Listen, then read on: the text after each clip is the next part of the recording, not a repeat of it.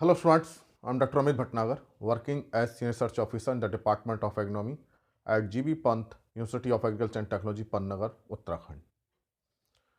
There is a problem of high pH in most of the soil, and because of this high pH, crop production is very less. And this problem is a very serious problem. And in general, for the crop production, soil pH should be neutral in the range of 6.5 to 7.5. But this pH range generally does not occur in our field. So pH 6.5 to 7.5 is the optimum pH where we can get maximum production. तो ये वो pH है जहाँ हमारी जो फसल है crop का प्रोडक्शन बहुत ज़्यादा होता है, बायोलॉजिकल एक्टिविटी बहुत ज़्यादा होती है, न्यूट्रिएंट ट्रांसफॉर्मेशन ज़्यादा होते हैं और लगभग सभी न्यूट्रिएंट्स जो हैं एडिक्वेट अमाउंट में अवेलेबल होते हैं. But in soil, in some regions, soil pH is about 8 or 8.5 and more than 8.5. And this pH is dangerous. Dangerous sense that crop production is very less and we use the input but we cannot get the yield. हम ऐसी जो soil जहाँ pH ज़्यादा है हम input use कर रहे हैं, फर्टिलाइजर यूज़ कर रहे हैं, अच्छा सीड भी यूज़ कर रहे हैं, लेकिन हमको क्रॉप प्रोडक्शन बहुत अच्छा नहीं मिल रहा है. तो ऐसे रीजन में हम कुछ भी कर लें, हमको प्रोडक्शन तब तक अच्छा नहीं मिलेगा जब तक कि ये pH इस रेंज में ना आ जाए. pH जो है कम से कम 8 से कम तो हो ही जाए, 7.8 आ जाए, 7.9 आ जाए, मतलब लेस देन 8 हो तो हमको अच्छा प्रोडक्शन मिलना स्टार्ट होगा. अब इस pH को कैसे कम करें? अब देखिए, जो फील्ड होते हैं, जो हमारे खेत हैं, उसमें जो ये pH जो है, इसका जो बहुत बड़ा जो रीज़न है ज़्यादा होने का, वो है साल्ट, जिसे हम लवण कहते हैं. जहाँ साल्ट कंटेंट ज़्यादा होगा, pH भी क्या होगी, ज़्यादा होगी. तो इसका मतलब वहाँ साल्ट हमें हटाने पड़ेंगे, कम करने पड़ेंगे. अब देखिए, यही साल्ट क्या होते हैं, न्यूट्रिएंट भी होते हैं. These salts are nutrient. अब आप साल्ट्स की बात करेंगे, chloride that is the nutrient, sulphate nutrient, calcium nutrient, magnesium nutrient, potassium nutrient, sodium also nutrient. तो जो भी साल्ट है ये न्यूट्रिएंट है. ऐसा नहीं है कि ये हमारे लिए टॉक्सिक है, लेकिन ये जब हाई कंसंट्रेशन जब इनका हो जाता है, जब ये हाई कंसंट्रेशन हो जाएंगे, इनका कंसंट्रेशन बढ़ जाएगा, तब ये टॉक्सिक हो जाते हैं. तो ये आप ये ना समझें कि साल्ट टॉक्सिक है. साल्ट का कंसंट्रेशन टॉक्सिक है, इस बात को समझना बहुत जरूरी है. इनका कंसंट्रेशन जब एक लेवल से ज़्यादा होता है तब ये टॉक्सिक हो जाते हैं. इसका मतलब हमें साल्ट को रिमूव करना है, लेकिन केवल एक लेवल तक ही रिमूव करना है. अगर आप सारे साल्ट रिमूव करने की कोशिश करेंगे तो सॉइल में क्या होगा, इन न्यूट्रिएंट्स की डेफिशिएंसी हो जाएगी और फिर प्रोडक्शन फिर कम हो जाएगा. इसका मतलब हमको साल्ट कम करने हैं. कहाँ तक कम करने हैं? जहाँ तक ये pH को 8 से नीचे ले आए. तो अब हमको क्या करना होगा कि जो सॉइल pH है हमारे फील्ड की, वो 8 से कम हो जाए. अब देखिए, ये जो साल्ट कंसंट्रेशन है, ये एकदम से कम नहीं होता है, ये धीरे धीरे कम होता है. और जिन रीजन में सॉइल का फॉर्मेशन ही कुछ साल्ट रॉक से हुआ है, कि वो ऐसी रॉक से हुआ जिनमें साल्ट ऑलरेडी ज़्यादा है, तो वहाँ हमेशा साल्ट रहेंगे. तो हमें एवरी ईयर हमको ऐसी मैनेजमेंट प्रैक्टिस अडॉप्ट करनी पड़ेगी कि साल्ट कंसंट्रेशन को हम कम करते रहें. तो वहाँ हमेशा के लिए तो साल्ट कभी खत्म नहीं हो सकते बहुत ज़्यादा उसमें, लेकिन हाँ, उसके हम इम्पैक्ट को कम कर सकते हैं. अब ये देखिए, जो साल्ट के कारण जो pH है वो बढ़ती है. और इन सॉइल को जनरली हम दो कैटेगरी बांट लेते हैं, saline soil and alkali soil. एक इसके बीच की होती है सलाइन एल्कली सॉइल, जो इन दोनों की प्रॉपर्टी को रखती है. इसको लवणीय सॉइल कहते हैं हिंदी में, एंड ये क्षारीय सॉइल इसको कहते हैं. यहाँ क्या प्रॉब्लम होती है, इस सॉइल की प्रॉब्लम क्या है, यहाँ साल्ट्स बहुत ज़्यादा होते हैं, सारे ही साल्ट्स बहुत ज़्यादा होते हैं, जिस कारण से इसकी इलेक्ट्रिकल कंडक्टिविटी 4 डेसीसाइमन पर मीटर से ज़्यादा हो जाती है. बहुत ज़्यादा साल्ट कंसर्न. अब जब देखिए, जनरली 1 से नीचे होनी चाहिए, 1 से 2 जो है सही रहती है, मतलब इसी कम होनी चाहिए, लेकिन तो बहुत ज़्यादा हो रही है, 4 हो रही है, और साल्ट ज़्यादा है, और उस साल्ट की वजह से pH भी क्या हो जाती है, ज़्यादा चली जाती है, 8.5 से ज़्यादा हो जाती है. यहाँ क्या है, साल्ट्स तो हैं, लेकिन इन साल्ट्स में सोडियम का कंसंट्रेशन बहुत ज़्यादा है. कैल्शियम भी है, मैग्नीशियम भी है, ऐसा नहीं है कैल्शियम मैग्नीशियम नहीं है, लेकिन सोडियम का बहुत ज़्यादा है. और एक्सचेंजेबल सोडियम जो है, जिसे हम ESP कहते हैं, ये इतना ज़्यादा होता है कि इसकी वैल्यू 15% से ज़्यादा हो जाती है. ये कैटेगराइजेशन मैंने आपको बात बताई. और pH यहाँ भी ज़्यादा रहती है, pH 8.5 रहती है यहाँ भी. इसकी pH जो है 8.5 से कम रहती है, और इसकी pH 8.5 से ज़्यादा चली जाती है. तो ये देखिए, साल्ट के इफेक्ट हैं कि साल्ट ज़्यादा है, इसी ज़्यादा हो रही है. pH जो है 8.5 से कम रहती है, लेकिन यह सोडियम की वजह से pH बहुत ज़्यादा रहती है. तो ये सॉइल बहुत ज़्यादा डेंजरस हो जाती है, एल्कली सॉइल. तो ये अब इसको दोनों ही सॉइल को हमको ठीक करना जरूरी है, क्योंकि ये pH 8.5 के आसपास रहती है और ये pH भी फेवरेबल नहीं है। तो इसके लिए हमें क्या करना पड़ेगा, साल्ट, मान लीजिए फील्ड है हमारा, खेत है और ये साल्ट है, ये साल्ट है पूरे फील्ड में है। और ये साल्ट कहाँ से आते हैं, इसके बहुत रीज़न हो सकते हैं। हम ये मान लें कि ये जो जिस रॉक से ये बनी है उसी के अंदर साल्ट है, या कहीं से जो इरिगेशन आ रहा है, तालाब का पानी आ रहा है, नहर का पानी आ रहा है, उससे ये साल्ट आ रहे हैं। तो ये हमारी जो है रूट्स हैं, प्लांट रूट्स हैं, ये प्लांट रूट्स हैं। और ये साल्ट जो है इतने ज़्यादा हैं कि इसके रूट जोन में आ रहे हैं, ये इसके रूट जोन में साल्ट आ रहे हैं। अगर ये साल्ट नीचे चले जाएं, इसके रूट से नीचे चले जाएं, तो हमारे लिए ये स्थिति सही होगी और हमको बहुत ज़्यादा मेहनत भी नहीं करनी पड़ेगी, क्योंकि जो साल्ट है सॉइल में तो हो लेकिन उसके रूट जोन में ना हो। तो अगर हम रूट जोन से साल्ट को नीचे ले जाएं, रूट जोन से नीचे ले जाएं, तो हम जो है इनके टॉक्सिक इफेक्ट को कम कर सकते हैं। लेकिन इस बात को ध्यान रखना, यही साल्ट न्यूट्रेंट होते हैं, सारे के सारे साल्ट को हमें नहीं हटाना है, एक स्पेसिफाइड लेवल तक ही हम हटाते हैं ताकि वो न्यूट्रेंट भी उसको मिलते रहें। अब ये साल्ट जो यहाँ पे है, इसको समझने की कोशिश करें कि ये इतना नीचे अगर ये साल्ट चला जाता है, इस रूट जोन से नीचे जहाँ हमारे जड़ें जा रही हैं, उसको नीचे तक ले जाए तो हमारा काम बन जाएगा और साल्ट का टॉक्सिक इफेक्ट हम कम कर सकते हैं and crop production can be increase and it is possible by leaching. तो हम क्या करें, लीचिंग करें। दोनों ही केस में हमको लीचिंग करनी चाहिए। अगर हम लीचिंग कर देंगे तो जिसे निछालन कहते हैं, तो ये जो है हमारा काम आसान हो जाएगा। इसको लीचिंग करें कैसे इसको, तो देखिए लीचिंग करते समय जो हम पानी खेत में भरेंगे, अब लीचिंग करने के लिए करना क्या है कि खेत, पहले इसको समझें, लीचिंग के लिए हमें खेत में पानी भरना पड़ेगा। तो इसका मतलब हमें चारों तरफ बंड मजबूत करनी पड़ेगी, और जो पानी हमें यूज़ करना है वो भी अच्छा पानी होना चाहिए, उसके अंदर खुद साल्ट होनी चाहिए। मान लीजिए हम ट्यूबवेल का पानी यूज़ कर रहे हैं, उसमें ऑलरेडी साल्ट है, then this increase the salinity. Tube well water has salt, then it will increase the salinity. अब ट्यूबवेल वाटर पहले से साल्ट है और उसी पानी को हम लीचिंग यूज़ कर रहे हैं तो साल्ट बढ़ जाएगा। किसी पॉन्ड का वाटर यूज़ कर रहे हैं उसमें साल्ट है, सैलिनिटी विल इंक्रीज। तो हमको कैसा पानी यूज़ करना है, साफ पानी जिसमें कि साल्ट ना हो। अगर ट्यूबवेल का पानी आपका अच्छा आता है, उसके अंदर साल्ट नहीं है, बहुत कम साल्ट है, then this tube well water can be use for leaching. अब इसको समझें कि लीचिंग के लिए हमने क्या करना है, पानी अच्छा यूज़ करना है। अब मान लीजिए ट्यूबवेल वाटर कोई भी हमारे पास सोर्स नहीं है, तब हमको फिर रेनफॉल जो होती है उसका पानी हम यूज़ करेंगे, कि जब भी रेनफॉल होगी हम उसका पानी यूज़ करना। और रेनफॉल कब होगी, रेनी सीजन में स्टार्ट होगी। इसका मतलब कि हमें जब रेन से स्टार्ट होती है जून में, तो हमको तब वो लीचिंग का प्रोसेस करना चाहिए।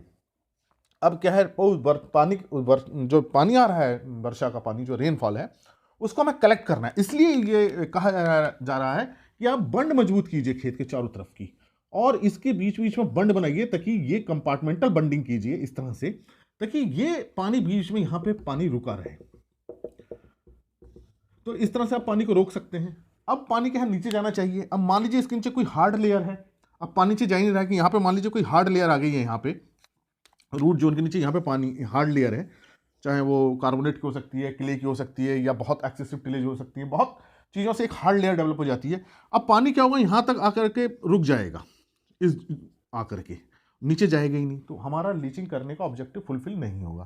तो इसका मतलब हमें ये हार्ड लेयर भी तोड़नी पड़ेगी। तो इसका मतलब हम लीचिंग करने से पहले हमको जो खेत तैयार करना है और उसमें हमें डीप प्लाइंग करनी है, चीजल प्लाउ करना है, या सबसॉइलर चलाना है। सबसॉइलर भी हार्ड पैन को तोड़ता है, मतलब किसी भी तरह की वो हार्ड पैन को हमको तोड़ना है, ताकि जो पानी नीचे तक जाए। अगर वो हार्ड पैन नहीं टूटी तो फिर वो पानी नीचे नहीं जाएगा। तो हार्ड पैन तोड़ के रखना है, खेत तैयार रखना है, खेत को खोल के रखना है, मतलब उसमें हेरर करके रखना है, ताकि पानी उसमें भरे और वो नीचे जाए। अब जब रेनफॉल इकट्ठी हो जाएगी, पानी इकट्ठा हो रहा है, तब ये पानी इस पर इकट्ठा रहने दीजिए, 6-7 दिन तक इसमें इकट्ठा होने दीजिए, ऊपर तक रहने दीजिए, और पानी धीरे धीरे धीरे जो है नीचे जाता रहेगा। जब ये पानी नीचे जाएगा तो साल्ट भी क्या होंगे, इसके साथ नीचे चले जाएंगे, तब ये लीचिंग हो जाएगी। और 6-7 दिन या 8 दिन, ये डिपेंड करता है सॉइल हल्की है, भारी पानी में ज़्यादा समय लगता है पानी नीचे जाने में, हल्की है मतलब रेतीली, पानी जल्दी नीचे चले जाएगा। जब ये लगे कि पानी अब काफ़ी नीचे जा चुका है, तब जो ये एक्स्ट्रा पानी है इसको आप बाहर निकाल दें, खेत से बाहर निकाल दें, इसको ड्रेनेज करके रखें। फिर ये प्रोसेस 2-3 बार दोहराएं, तो ये जो साल्ट हैं ये काफ़ी कम हो जाएंगे। ये तो सलाइन सॉइल में हम इस तरह से कर सकते हैं। लेकिन मान लीजिए एल्कली सॉइल है, जिसमें कि एक्सचेंज सोडियम परसेंटेज 15% से ज़्यादा होता है, और इसकी pH 8 से ज़्यादा रहती है, काफ़ी pH ज़्यादा रहती है, तो ऐसी सॉइल के लिए हमको इसमें जिप्सम मिलाना पड़ता है। तो इसलिए अपनी सॉइल को जरूर चेक करा लें कि उसके अंदर ESP, exchangeable sodium percentage, sodium की जो मात्रा है 15% से ज़्यादा तो नहीं है। एक्सचेंजेबल विनिमय सोडियम का जो प्रतिशत है वो सॉइल में जरूर आप चेक कराएं। अगर मान लीजिए ये एक्सचेंजेबल सोडियम, जिसे मैं विनिमय सोडियम प्रतिशत बोल रहा हूँ हिंदी में, अगर ये ज़्यादा है 15% से, तो ये सिर्फ लीचिंग से ये कंट्रोल नहीं होगी, फिर आपको जिप्सम मिलाना पड़ेगा। बिना जिप्सम मिलाए काम नहीं होगा। जिप्सम जो साल्ट होता है, एक्चुअली जिप्सम में CaSO4 ये साल्ट होता है, CaSO4 2H2O इसका केमिकल फार्मूला है। And this calcium ion replace the sodium ion. तो ये जब हम डालेंगे जिप्सम तो इसमें से कैल्शियम आयन निकलेंगे, ये सोडियम आयन को हटाएंगे और ये सोडियम आयन फिर नीचे चले जाएंगे। So replacement of sodium ion is must. So without replacing sodium we can not reclaim alkali soil. बिना सोडियम आयन को हटाए हम जो है इन सॉइल्स को सुधार नहीं कर सकते, रिक्लेमेशन नहीं हो सकता है। इसलिए आपको जानना जरूरी है कि मेरी सॉइल सलाइन है या एल्कली है। सलाइन एल्कली है तो भी जिप्सम यूज कीजिए, और अगर केवल सलाइन है, उसमें सोडियम बहुत ज्यादा नहीं है, तो लीचिंग से काम हो जाएगा। नहीं तो जिप्सम जरूर डालिए। अब जिप्सम कितना डालेंगे ये डिपेंड करता है कि कितना सोडियम है। तो 1 मिली इक्विवेलेंट सोडियम को रिप्लेस करने के लिए एक केमिकल ये इक्वेशंस होती हैं, उसके बेस पे इसको कैलकुलेट किया जाता है। इसलिए आपकी सॉइल में ये जानना जरूरी है कि उसमें एक्सचेंजेबल सोडियम कितना है। तो 1 मिली इक्विवेलेंट इन जनरल जो है 1 मिली इक्विवेलेंट सोडियम को रिप्लेस करने के लिए हमको करीब 1.9 टन, मतलब आप मान लीजिए 2 टन जिप्सम की जरूरत होती है पर हेक्टर। तो 2 टन मतलब 2000 kg, 2000 kg gypsum is required in 1 hectare area to replace 1 milliequivalent sodium. इसको मिक्स करिए, अब इसको जिप्सम मिलाइए, खेत को हैरो कीजिए, इसमें जिप्सम मिलाइए, फिर हैरो कीजिए ताकि अच्छे जिप्सम मिट्टी से अच्छी तरह से मिल जाए। क्योंकि जिप्सम का जब रिएक्शन होगा मिट्टी के पार्टिकल से, तब जो मिट्टी के पार्टिकल पे जो सोडियम होंगे, मिट्टी के पार्टिकल पे ये सोडियम इस तरह से बहुत ज़्यादा रहते हैं, और दूसरे भी रहते हैं। जब हम ये कैल्शियम जिप्सम से डालेंगे, ये हमने जिप्सम से डिजॉल्व होकर जिप्सम कैल्शियम आयन निकालेगा, और ये कैल्शियम यहाँ पे जाएंगे, और फिर यहाँ से इसको सोडियम को रिप्लेस करेंगे और पानी के साथ नीचे चले जाएंगे। So that's why gypsum application is must. तो ये लीचिंग करना बहुत जरूरी है। मैं आपको तरीका बता दिया कैसे करना है। बंडिंग बहुत अच्छी रखनी है, खेत को तैयार करना है, नीचे कोई हार्ड लेयर उसको तोड़ देनी है, और अगर ट्यूबवेल का पानी तो पानी भर के रखिए, 6-7 दिन तक भर के रखिए, निकाल दीजिए, फिर इस प्रोसेस को कीजिए, 2-3 बार करिए, साल्ट नीचे चले जाएंगे। और अगर एल्कली सॉइल है तो आपको इसमें जिप्सम मिलाना पड़ेगा। बिना जिप्सम की एल्कली सॉइल रिक्लेम नहीं हो सकती। अब क्या होगा कि जो साल्ट नीचे चले जाते हैं, ये कुछ टाइम बाद फिर ये नीचे आने लगते हैं पानी के साथ, कैपिलरी राइज के साथ ये साल्ट नीचे आ जाते हैं, तो फिर से जो है साल्ट आ जाएंगे। ये मान लीजिए वो है, और मान लीजिए लीचिंग करके साल्ट यहाँ आ गए थे पानी के साथ, यहाँ आ गए ये साल्ट मान लीजिए, और रूट जोन ये है, ये रूट जोन से काफ़ी नीचे आ गए हैं, तो हमारी क्रॉप जो है प्रॉपरली ग्रो हो रही है। अब क्या होगा, जब पानी जब नीचे जमीन का पानी होता है, ये it rise, this capillary water rise and come again into root zone. So this is the water which move upward through capillary rise. Capillary rise के थ्रू ये वाटर मूव करता है अपवर्ड, जो नीचे की जमीन का पानी है वो जड़ों में ऐसे ही आता है कैपिलरी राइज के through, and along with this water salt also come again into this root zone. तो जो साल्ट लीच किए तो वो फिर आ गए। तो इसका मतलब कि यह है कि हमको फिर लीचिंग करनी पड़ेगी।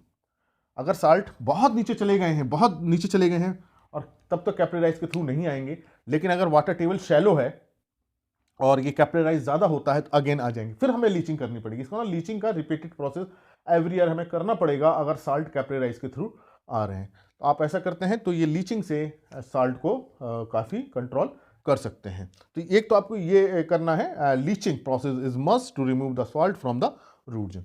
Another method is the green manuring. Green manuring से हम सेसबेनिया की करें, चाहे क्रोटुलेरी करें, चाहे किसी लेग्यूम क्रॉप की करें, तो जब हम ग्रीन मैन्योर को क्रॉप को ग्रो करते हैं, मान लीजिए ग्रीन मैन्योर को क्रॉप को हमने ग्रो किया, ये ग्रीन मैन्योर क्रॉप है, और हमने इसको फिर क्या करते हैं, ग्रीन मैन्योर क्रॉप को आप जानते हैं ढैंचा है, बहुत बड़ी हो जाती है, इसको टर्न कर देते हैं 35-40 दिन पे। तो अब क्या होगा कि इसको जब हम टर्न कर देंगे तो ये इसमें ऑर्गेनिक मैटर ऐड करेगा। ऑर्गेनिक मैटर ऐड होने से सॉइल की प्रॉपर्टीज इंप्रूव होंगी, और ये ऑर्गेनिक एसिड्स को भी रिलीज करेगा जो साल्ट्स को न्यूट्रलाइज करते हैं। तो इससे ऑर्गेनिक मैटर बढ़ने से और ये नाइट्रोजन की अवेलेबिलिटी भी इससे बढ़ेगी सॉइल के अंदर, तो ओवरऑल सॉइल की फर्टिलिटी इंप्रूव होती है, इससे क्रॉप प्रोडक्शन बढ़ता है। तो ग्रीन मैन्योरिंग जरूर करें, इससे सॉइल की फिजिकल प्रॉपर्टी भी इंप्रूव होती है, ऑर्गेनिक मैटर भी बढ़ता है, और नाइट्रोजन कंटेंट तो बढ़ेगा ही बढ़ेगा ऑर्गेनिक मैटर से, तो इससे भी हम जो है क्रॉप प्रोडक्शन को बढ़ा सकते हैं।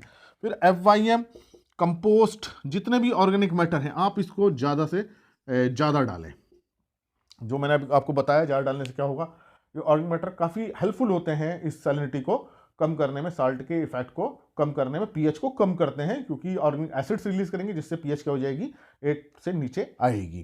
तो ये हम कर सकते हैं। तीसरा, नेक्स्ट हम मल्चिंग कर सकते हैं, खेत को खाली ना छोड़ें, उसके ऊपर क्रॉप कोई रेजिड्यू वगैरह हम रखें।